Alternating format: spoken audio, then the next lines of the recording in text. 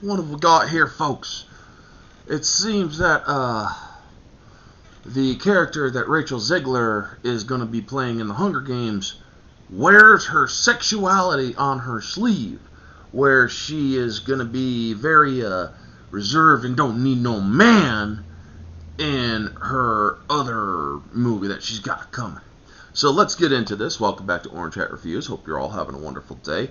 Hunger Games, Ballad of Songbirds and Snakes. Director says Rachel Zegler's Lucy Gray is different from Katniss because she wears her sexuality on her sleeve. So, according to the Hunger Games ballad, this basically goes over the same thing that is in the title.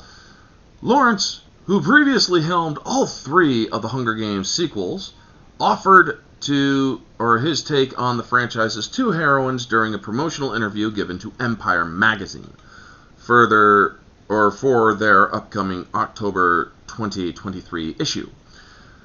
Speaking to the question of, will people get to see a new Hunger Games movie without Katniss? The director confidently asserted that the absence of Jennifer Lawrence portrayed Archer would not be an issue because the audience would be intrigued by a new story focused on someone who is essentially the anti-Katniss. If you're talking about Rachel Zegler, this woman is going to be box office poison. She's got 2 movies under her belt already that are considered box office bombs. They flopped. They suck. West Side Story was terrible. It bombed badly. Fury of the Gods, the Shazam one, sucked. It flopped badly. And the Snow White that she is doing everything in her power to destroy and kill before it's even released is going to bomb badly. That's most likely the scenario ahead for Rachel Zegler. So, we'll have to see what happens here. But anyway, let's continue. Katniss was an introvert and a survivor. Nothing wrong with that. I'm an introvert and a survivor. Explained Lawrence of the difference between the 2 characters. She was quiet and stoic. You could almost say she was asexual. Not really. She had sexual attraction to, what's his name, and then to, the other one that she ending up with and having kids with. Gray is the opposite. She wears her sexuality on her sleeve, and she really is a performer. I wonder if Rachel Zegler is going to be okay with that. In support of his take on the 2 heroines, the director pointed out that not only how Katniss accepted the role of rebellion figurehead solely out of necessity while Lucy volunteers herself to be the front and center, but also the fact that the former chose to fight from afar with a bow and arrow while her predecessor opts to use her to advance her goals. So you're saying that, she's going to be better because the white savior is no longer around, so they're going to basically try to upstage the previous one to make this one look better. Yada, yada, yada. This reeks of identity politics already playing in here, folks. Yes, true, no race thing was mentioned, but let's be honest, they are getting more subtle at it. So, moving on. She loves crowds. He further detailed of Lucy, who will be brought to life in the upcoming film by Shazam, Fury of the Gods star Rachel Zegler. She knows how to play crowds and manipulate people.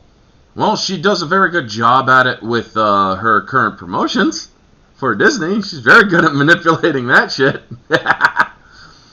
This is not the first time Lawrence has given such assessment of Lucy's character. Speaking to the choice to cast Zegler as the film's lead, the director told Lionsgate in June 2022, like everybody, I first saw Rachel Zegler in West Side Story.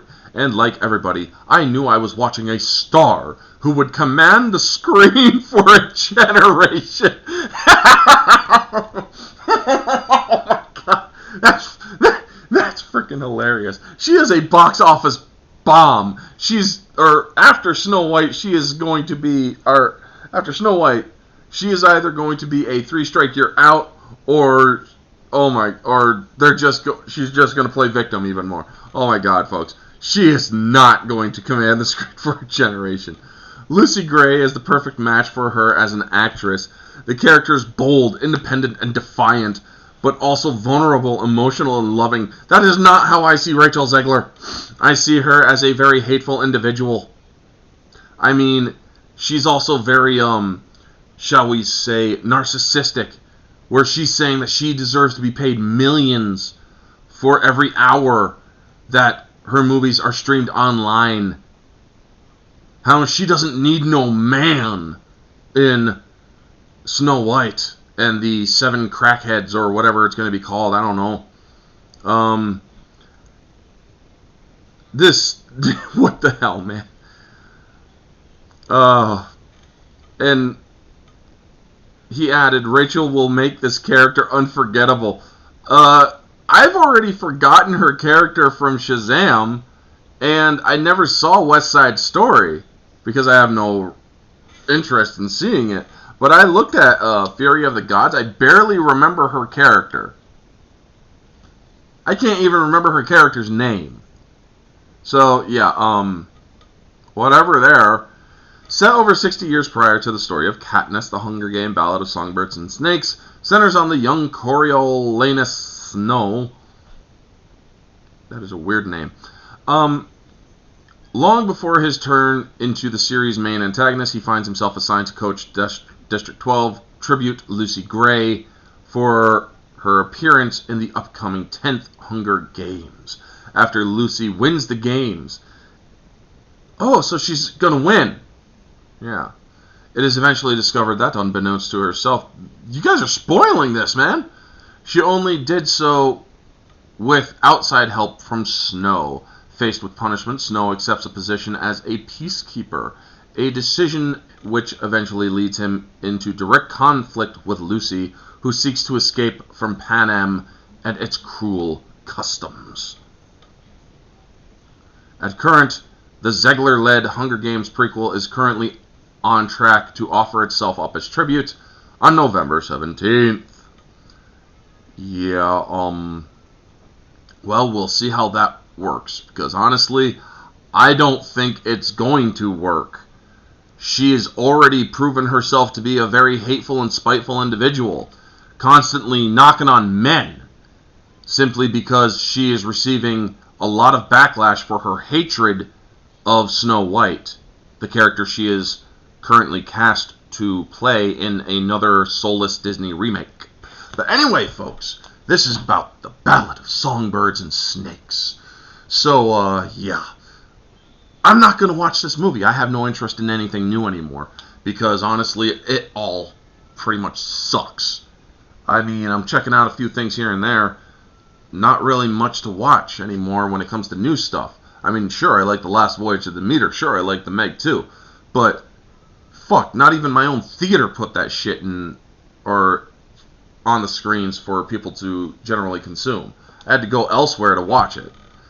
So, yeah. Anyway, folks, that is going to be the video. You all know the drill. Like, comment, subscribe, share, all that jazz. If you are new to my channel, look in the description of this video below, and you will see all my links to all my socials. And if you want to comment on this video, leave your comments down in the comment section below. Anyway, folks, I got a couple more videos to do, so stay tuned for those. For today, this has been Orange Hat Reviews. Have a wonderful day, and always remember, stay humble.